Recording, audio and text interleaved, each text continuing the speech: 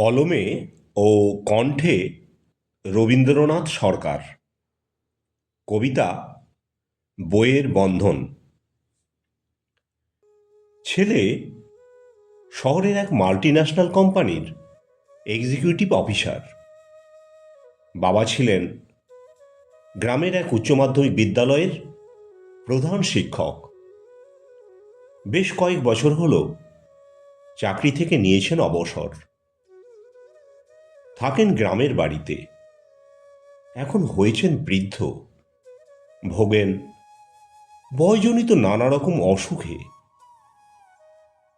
ছেলের শহরে আছে একটা ফ্ল্যাট। বাবাকে বুঝিয়ে যেতে রাজি করা হলো ফ্ল্যাটে। বই পড়তে বেশ ভালোবাসেন বাবা।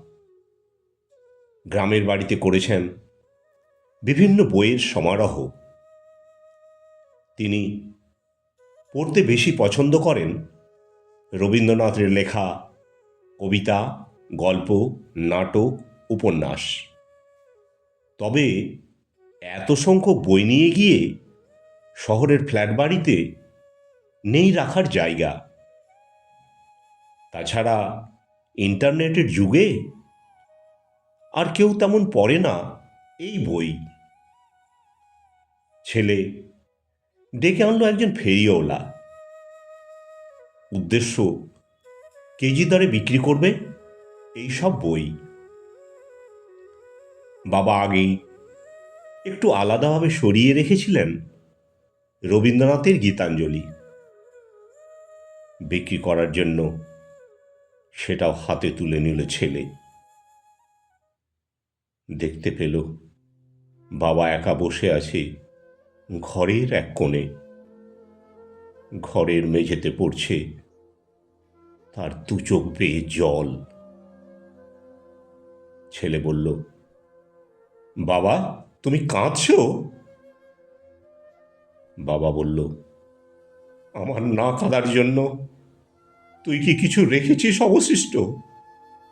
তখন স্কুল শিক্ষকের মাইনে ছিল অনেক কম। তা থেকে তোদের ভাই বোনেদের মানুষ করে সংসার চালিয়ে বহু কষ্টে কিনেছিলাম বইগুলো। আর আজ তুই কিনা বিক্রি করছিস আমার জীবনের প্রিয় জিনিসগুলো। ছেলে বুঝতে পারল বাবার আবেগের কথা। বলল, বাবা তোমাকে কথা দিচ্ছি যতদিন বাঁচব তোমার এই সমস্ত বই সযত্নে আগলে রাখব, বিক্রি করব না কোনোদিন। শহরের দু কামরার ফ্ল্যাট বিক্রি করলো সে। কিনল একটা বড় ফ্ল্যাট। গ্রামের বাড়ি থেকে নিয়ে গেল বাবার পছন্দের সমস্ত পুরাতন বই। নির্দিষ্ট করলো একটা ঘর, তৈরি করলো লাইব্রেরি।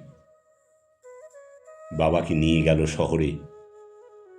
উপহার দিল একটা ছোট আধুনিক লাইব্রেরি। আবার দেখতে পেল বাবার চোখে জল। তবে এবার কান্না নয়, আনন্দের অশ্রুধারা।